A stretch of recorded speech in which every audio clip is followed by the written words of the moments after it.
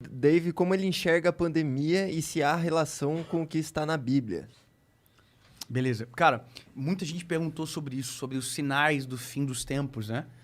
Mas esses sinais eles já são percebidos antes da pandemia na nossa geração. A Bíblia, ela apresenta alguns sinais que apresentam o fim, né? A vinda de Jesus, tal, a restauração da igreja, como um todo, né? O arrebatamento da igreja, perdão.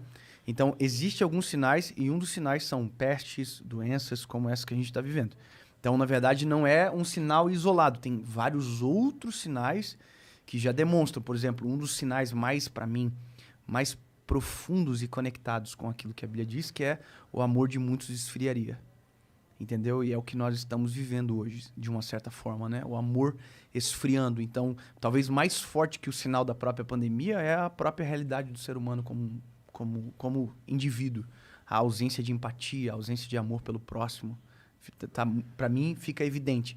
Obviamente que, na contrapartida, a pandemia também revelou muita gente boa.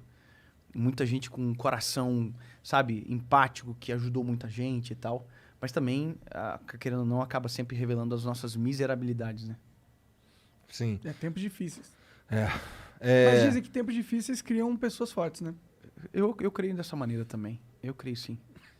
Porque, querendo ou não, te transporta para uma realidade que você não estava preparado, né? Por exemplo, eu estava viajando muito antes da pandemia, né? E a pandemia veio e eu fiquei em casa com os meus filhos. E foi um tempo muito precioso para mim.